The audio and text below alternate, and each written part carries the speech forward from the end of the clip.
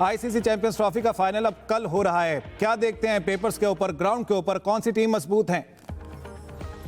Ji, on paper तो उस वक्त इंडिया की टीम ज्यादा स्ट्रॉन्ग लग रही है और वो जो एडवांटेज की बात हो रही है कि एक तरफ होम ग्राउंड ही बना लिया उन्होंने दुबई को कि होटल से स्टेडियम से होटल वही वो करते रहे, बाकी टीमों ने सफर किया। अब तो सब बोल रहे हैं, पहले सब ज्यादातर लोग तो एक एडवांटेज उनको पिच का भी है और सुना है मैच उसी पिच पर हो रहा है जहां पर इंडिया और पाकिस्तान का मैच हुआ था ट्रॉफी का। लेकिन अगर आप न्यूजीलैंड को देखेंगे तो उनकी टीम की कमजोर शिकस्त हुई थी, लेकिन उन्होंने टफ टाइम दिया था इंडिया को और उनके पास भी 15 केन विलियमसन अच्छी फॉर्म में है, स्पिनर्स भी उनके अच्छे हैं, टीम स्ट्रांग है दोनों और एक टक्कर का मुकाबला होगा। में कि इंडिया को गैर मुनसिफाना एज बेनिफिट हासिल होगा, दुबई में ही तमाम मैचेस खेले हैं उसने 100%।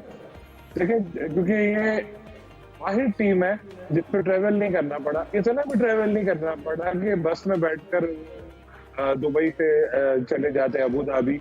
एक ही वेन्यू, हालांकि यूएई में 3 वेन्यू है, शारजा, अबू धाबी और दुबई, एक ही वेन्यू में सारे उन्होंने मैचेस रखे। जब इन्होंने स्क्वाड का ऐलान किया 4 स्पिनर थे तो आपको याद होगा कि सारे लोग कह रहे थे कि यार ये क्या 4 स्पिनर ले लिए, बेवकूफ है। वो बेवकूफ नहीं थे, वो फाइनल तक की प्लानिंग करके बैठे थे, स्क्रिप्ट बनाया उन्होंने, उस हिसाब से चले और अब दुनिया उनके सामने लग रही है कि यार बेवकूफ बन गई सारी। खासतौर पर पीसीबी को भी सोचना चाहिए था कि अगर चलो यूएई पे आपने मान लिया हाइब्रिड मॉडल पे, तो आगे उनको बोलता चलो अबू धाबी में खेलो, एक ही जगह, जैसे मैंने कहा आपको, एक ही किस्म की पिचेस दुबई में सारी, वहां से होटल से आगे ग्राउंड से होटल से ले गए, तो बड़े सुकून में रहे वो, इसीलिए जीतते चले आ रहे। लेकिन जब भी कोई टीम इस तरह की प्लानिंग्स करती है, बहुत कुछ और होता है, बहुत ऊंची हवाओं में उड़ रही होती है, एक बैड डे आता है और सब कुछ पानी में मिल जाता है। तो हो सकता है कि इंडिया के लिए वो बैड डे कर लो जो मैंने सोचा हुआ हो और न्यूजीलैंड की टीम इस तरह वापस आएगी, बिल्कुल इंडिया की टीम फिर सब होम एडवांटेज वगैरह भूल जाए। अब तो होम ग्राउंड ही है ना उनका दुबई। सही। जाहिद मकसूद साहब, क्या देखते हैं, न्यूजीलैंड को हमेशा इवेंट्स में अंडरडॉग की हैसियत रही है, बाज़ औक़ात वो परफॉर्म भी कर जाते हैं, इवेंट अपने नाम भी कर लेते हैं, कल इंडिया के लिए बैड डे हो सकता है? देखें, क्रिकेट में एक दिन बुरा तो होता है। जैसे शुभमन गिल ने आज प्रेस कॉन्फ्रेंस की है तो एक तो उसने ये एक बात की और मेरा ख्याल है बड़े हकीकत पर मबनी थी कि ये कहना गलत है कि प्रेशर नहीं होता टीम पे। वो कहता है हर टीम पे प्रेशर होता है, हम पे भी प्रेशर है, क्योंकि वर्ल्ड कप 2023 जो इंडिया में हुआ था, नाकाबिल शिकस्त थी इंडिया की टीम, फाइनल में पहुंची और शायद उस वक्त कोई इंडियन सोच भी नहीं सकता था और उनकी टीम भी मेरा ख्याल है ये जहन बनाकर बैठी हुई थी कि वो फाइनल भी जीतेगी। हालांकि ऑस्ट्रेलिया की परफॉर्मेंस इब्तदा में अच्छी नहीं थी, लेकिन हम पहले भी जिक्र कर चुके हैं। तो पैट कमिंस ने जब उनके 1,20,000 क्राउड के सामने उन्होंने ये कहा था कि जिस तमाम क्राउड या तमाशाई जो है वो इंडिया के साथ हैं, आप क्या करेंगे? उसने कहा मज़ा तो आएगा जब इनके सामने इंडिया को हराएंगे या हम जीतेंगे, और फिर वो जीते। इसी तरह से पॉसिबल तो कुछ भी हो सकता है। ऑन पेपर इंडिया की टीम बेहतर है, जाहिर है, जैसे जिक्र भी हो चुका है कि वो एक ही वेन्यू पर बैठे हैं। न्यूजीलैंड के मैट हेनरी का नुकसान होगा उन्हें अगर वो नहीं खेलते, क्योंकि अभी तक उनकी फ्रेश जो है अपडेट नहीं आई। अलबत्ता जब से उनको चोट लगी है या सामने उनके कोच ने बताया था गैरी स्टेड ने कि वो मुश्किल हो लग रहा है उनका खेलना, तो थोड़ा सा उनका वो चेंज होगा। मैट हेनरी अगर नहीं खेलते तो क्या फ़र्क पड़ेगा? यकीनी तौर पर मैट हेनरी उनके इस वक्त सीनियर 3 फास्ट बॉलर हैं, 5 विकेटें पिछले ग्रुप मैच में वो इंडिया के खिलाफ ले चुके हैं। इससे पहले 3 विकेटें उन्होंने ली हैं और उनका तजर्बा भी बहुत है। 165 या 66 विकेटें उनकी वनडे की विकेटें हैं। उनकी जगह पे अगर वो कोई चेंज करना चाहते हैं, जैकब डफी है उनके पास जो जिनका इतना एक्सपीरियंस नहीं है, या हो सकता है उनके चिपमैन बाहर बैठे हुए हैं बैट्समैन, उनको वो शामिल कर लें, कोई भी चेंज ला सकते हैं टीम में। लेकिन एक अच्छा कंपटीशन देखने की उम्मीद है सबको और यकीनी तौर पर एक अच्छा मैच होगा फाइनल का। यकीनी तौर पे एक अच्छा मैच होगा और ये मेज़बान तो पाकिस्तान ही है, लेकिन जाहिर है हाइब्रिड मॉडल के तहत ये दुबई में होगा। यूसुफ साहब, क्या देख रहे हैं कल के मैच के बारे में? देखिए, पहले तो बड़ी ख्वाहिश थी कि ये फाइनल जो है कल लाहौर में होता, लेकिन ऐसा नहीं हो पा रहा अब क्योंकि इंडिया की टीम वहाँ पर पहुँच चुकी है फाइनल के लिए, तो न्यूजीलैंड की टीम तो यहाँ खेलती हुई रही है। तो दोनों टीमों का कम्बिनेशन तो हम कह सकते हैं कि बैलेंस है। ख़ास तौर पर अगर बात की जाए इंडियन टीम की, तो उनकी जो स्पिन बॉलिंग अटैक वो बहुत ज़बरदस्त है, जबकि अगर न्यूजीलैंड की बात की जाए तो उनके पास जो उनकी बैटिंग लाइन है वो ज़रा बेहतर दिखाई दे रही है। लेकिन मैं यहाँ फेवर करूँगा थोड़ी सी न्यूजीलैंड की टीम को, इस वजह से कि न्यूजीलैंड की जो फील्डिंग साइड है वो बहुत ज़बरदस्त है, और कंपेयर अगर हम करें इंडियन टीम के साथ उसके मुकाबले में मैं समझता हूँ कि न्यूजीलैंड को थोड़ा एज हासिल होगा इस फील्डिंग के हवाले से। और कल के मैच में क्योंकि दोनों टीमों पर दबाव होगा, जो टीम कम गलतियाँ करेगी उसके चांसेस हैं कि वो उसमें कामयाबी हासिल करे, और उसमें ख़ास तौर पर टॉस के साथ साथ जो किरदार सबसे ज़्यादा नुमाया दिखाई दे रहा है वो फील्डिंग का होगा। और मैं समझता हूँ कि न्यूजीलैंड के पास बेहतरीन मौका है कि वो आईसी चैम्पियन ट्रॉफी का टाइटल अपने नाम करे। न्यूजीलैंड टीम ने बहुत ज़्यादा मेहनत की है, जिस तरह के मराहल से गुजर कर वो फाइनल तक पहुँचे हैं, उसने हर टीम के खिलाफ ज़बरदस्त परफॉर्मेंस दी है। अब क्योंकि एक दफ़ा वो इंडिया की टीम से हार भी चुके हैं, लेकिन एक नया मैच होने जा रहा है जिसके लिए उम्मीद की जा सकती है कि एक कांटेदार मैच होगा, और ये जो शायकीन का भी यकीनी तौर पर एक अच्छी क्रिकेट देखने को मिलेगी।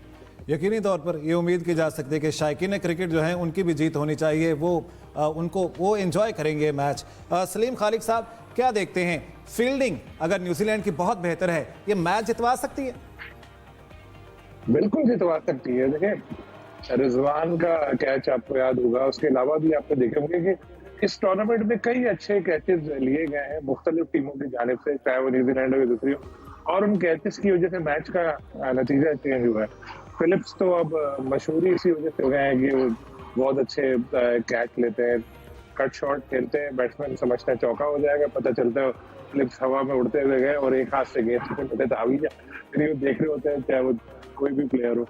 और फील्डिंग का बहुत इंपॉर्टेंट रोल है, लेकिन हम इंडिया की भी फील्डिंग को ऐसा नहीं कह सकते कि बहुत खराब है, उनकी भी फील्डिंग बेहतर है।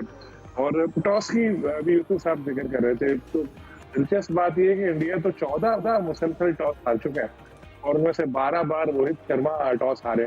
यानी वो जब टॉस का सिक्का उछालने के लिए आते हैं तो उनको पता होता है जो मैं बोलूंगा उसका दूसरा आएगा।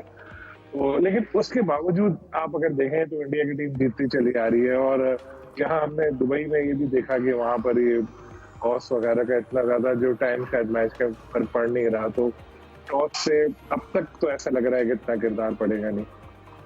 सही। जाहिद मकसूद साहब, कंडीशंस को किस तरह देखते हैं, विकेट को किस तरह देखते हैं, क्या इफेक्ट होगा इसका, टॉस का क्या इफेक्ट होगा? देखिए अभी जो पाकिस्तान क्योंकि मेज़बान है, जिसका बार बार जिक्र भी हो चुका है यहाँ पे, क्योंकि अब सिर्फ एक दिन बाकी है, फाइनल तक हम पहुँच चुके हैं, तो तारीफ़ करनी चाहिए पाकिस्तान के स्टेडियम्स की, क्यूरेटर्स की, क्योंकि हमारी टीम जो नो डाउट जो है 1 पॉइंट लेके, और वो भी बारिश की वजह से टीम तो हमारी बाहर हो गई, लेकिन कम से कम लाहौर का स्टेडियम, कराची का स्टेडियम और कुछ हद तक रावलपिंडी का स्टेडियम बन गया, इंफ्रास्ट्रक्चर बन गया। जहाँ तक पिचेस की बात है, कराची की भी लाहौर की भी हमने देखा कि बड़ा बड़ा स्कोर हो रहा है। जो लोग चाहते थे, क्योंकि लोग चौके छक्के देखना चाहते हैं, वो गिरती हुई विकेटें नहीं देखने चाहते। इसके बरक्स जो दुबई की विकेट है वो डिफरेंट है, वहाँ पे 270-80 स्कोर हो जाए तो बहुत बड़ा स्कोर होगा, अच्छा स्कोर समझा जाएगा। लेकिन माहिरीन को मैं सुन रहा था, सबका ये तजिया है कि दुबई के हवाले से कि अगर कोई टीम टॉस जीती है, हो सकता है वो पहले बैटिंग को प्रेफर करे। और अब देखना है क्योंकि निस्बतन लो स्कोरिंग है, यहाँ पे 350 भी स्कोर हुआ है, तो बैटिंग लाइन जो है दोनों टीमों की बहुत अच्छी है। अब रोहित शर्मा जो है बहुत बड़ा स्कोर नहीं कर पाए, लेकिन हर दूसरे मैच में विराट कोहली जो है वो बड़ा स्कोर कर लेते हैं। पिछले मैच में आपको याद होगा 81 की उन्होंने इनिंग्स खेली थी, बहुत ही शानदार इनिंग्स थी। और फिर मीडिया के मुताबिक जब बाहर गया गौतम गंभीर के साथ, उनकी हल्की सी जो है मुँहबारी भी हुई, क्योंकि गौतम गंभीर को खुश करना बड़ा मुश्किल होता है जो उनके हेड कोच हैं। इसी तरह से न्यूजीलैंड के पास भी एक लंबी बैटिंग लाइन है, तो अब देखना ये है कि कौन सी टीम पहले बैटिंग करती है और किस हद तक उनको टारगेट देती है। अगर 240-50 टारगेट होगा तो फिर मुश्किल होगा, वो चेज़ हो जाएगा, क्योंकि माजी के मैचों में यही देखा गया है। सही। यूसुफ अंजुम साहब, क्या देखते हैं, क्या टारगेट होना चाहिए? इंडिया पहले भी इसी में ग्रुप मैचेस में हरा चुकी है न्यूजीलैंड को, क्या देखते हैं कि क्या टारगेट सेट करना चाहिए कोई भी टीम अगर पहले खेलती है? देखें यकीनी तौर पर जो इस पिच पर जो भी टीम टॉस जीतेगी वो पहले बैटिंग को तरजीह देगी, और मेरे ख्याल में जिस तरह जायद साहब ने अभी कहा कि 270-280 रन इस विकेट पर काफ़ी अच्छे होंगे। ये एक बहुत बड़ा स्कोर नहीं आप कह सकते इसको, क्योंकि जिस तरह की टीमों की ख़ासतौर पर बॉलिंग लाइन है, तो मेरे ख्याल में हम ये कह तो रहे हैं कि इंडियन टीम को स्पिन के हवाले से काफ़ी बेहतरी हासिल, लेकिन अगर हम जो न्यूजीलैंड की टीम की बॉलिंग लाइन की बात करें तो वो भी खासा नबीत वाली बॉलिंग करने में माहिर है। और अगर इब्तदाई 10 ओवर में अगर वो कोई विकेट निकाल जाते हैं रोहित शर्मा की, या सबसे ज़्यादा जो खतरा उनको होगा विराट कोहली के साथ हुआ, क्योंकि विराट ने अभी आपको याद है कि पिछले मैचेस में काफ़ी अच्छा परफॉर्म भी किया, और उनके लिए जो टूर्नामेंट में ख़ासतौर पर यही कहा जाता है कि वो जब बड़े मैचेस में बड़ा खिलाड़ी परफॉर्म करता है, तो दोनों की विकेटें यकीनी तौर पर उनके लिए खासी कीमती होंगी न्यूजीलैंड के लिए। अगर न्यूजीलैंड की टीम इब्तदाई ओवर में इनको आउट करने में कामयाब हो जाती है तो फिर उसके चांसेस भी जीत के ज़्यादा बढ़ सकते हैं। सही सलीम खालिक साहब, बहुत सारे माहिरीन एक्सपर्ट्स यही कह रहे हैं, हमारे साथ स्टूडियोज़ में मौजूद जाहिर साहब और यूसुफ अंजुम साहब भी यही कह रहे हैं, बैटिंग लाइन दोनों टीमों की बहुत अच्छी है, बहुत मजबूत है। इसका मतलब है बॉलिंग के ऊपर बहुत कुछ डिपेंड करेगा। आप क्या समझते हैं, क्या स्ट्रेंथ हैं दोनों टीमों की? देखिए, इंडिया के स्पिनर अच्छे हैं, लेकिन इंडिया के पास जो पेसर है मोहम्मद शमी, वो भी अच्छे हैं। वो और अच्छी फॉर्म में 8 विकेटें गालिबन उन्होंने लिए हैं और दूसरे नंबर पर है मैट हेनरी के 10 विकेटें टूर्नामेंट में, सबसे शायद शमी की 8 है, तो वो भी बेहतर फॉर्म में है। फिर स्पिनर भी है, एक बैलेंस बॉलिंग अटैक है। इसी तरह न्यूजीलैंड के पास भी है कि उनके पास भी अच्छे पेसर है, अच्छे स्पिनर है, तो बॉलिंग दोनों टीमों की बेहतर है। अब देखना ये होगा कि प्रेशर कौन सी टीम लेती है बड़े मैच का, क्योंकि ये फाइनल है। यहाँ पर अगर कोई हवास बास्ता हुआ तो थोड़ा स्कोर जो है वो भी ज्यादा बन सकता है। असल चीज यही है। और जो सीनियर प्लेयर्स होंगे, खासतौर पर विराट कोहली और दूसरी तरफ केन विलियमसन, उन पर बहुत ज्यादा जिम्मेदारी आई होगी कि वो अपनी टीम को किस तरह लेकर जाते हैं और कैसे आगे बढ़ते हैं। जिस तरह बात हो रही है दुबई में 260 या 270 ऐसे ही एवरेज स्कोर है। पाकिस्तान में तो बॉलर्स की शामत आई हुई थी, लेकिन यहाँ बॉलर्स अच्छा परफॉर्म कर रहे हैं दुबई में, और होपफुली अब ये फाइनल में भी ऐसे ही होगा। लेकिन उम्मीद यही करनी थी एक अच्छा मैच देखने को मिले, हमारी अपनी टीम की तरह नहीं वन साइडेड मैच हारती रही। मैच जो भी हो ऐसा हो कि दोनों टीमें बेहतर परफॉर्म करें और क्लोज एक मुकाबला हो, तभी जो है टूर्नामेंट वो अच्छी तरह खत्म होगा। वरना इस चैंपियंस ट्रॉफी में तो इंडिया की वजह से बिल्कुल वो हमारी खुशियों पे अपना रंग में भंग डाला। उसके बाद हमारी अपनी टीम ने भी सोने पे सुहागा का काम किया, इतनी बुरी परफॉर्म की कि हम लोग सब चीजें भूल गए कि स्टेडियम बने या 29 साल बाद मेजबानी कर रहे हैं, सब चीजें भूल गए, सब टीम की परफॉर्मेंस याद रही। खैर, अब तो हमारी सबकी टीम न्यूजीलैंड है, होपफुली वो बेहतर परफॉर्म करके जीतेगी और कुछ हम लोग भी अपने आंसू पोंछ पाएंगे। तो सही जाहिद मकसूद साहब, सेग्रीगेट अगर किया जाए, अगर हम डाइसेक्ट करें तमाम मामलात को देखते हुए, प्रेशर की बात हो रही है कि प्रेशर जो है जो टीम ले जाएगी वो हार जाएगी। शुभमन गिल का भी आपने जिक्र किया इस सिलसिले में। आप क्या समझते हैं, इंडिया के ऊपर उस तरह का प्रेशर नहीं होगा जो न्यूजीलैंड के ऊपर होगा, क्योंकि तमाम मैचेस जो इंडिया है दुबई में ही खेल चुका है? देखिए, प्रेशर तो दोनों टीमों पर होगा, क्योंकि शुभमन गिल की बात मैंने पहले भी बताई है, जो उन्होंने प्रेस कॉन्फ्रेंस में कही कि वो वर्ल्ड कप 2023 जो उनके घर में हो रहा था, जिसमें नाकाबिल शिकस्त थी और बड़े बड़े यकतरफा मैचेस जीते थे इंडिया ने, वो फाइनल हारी ऑस्ट्रेलिया से।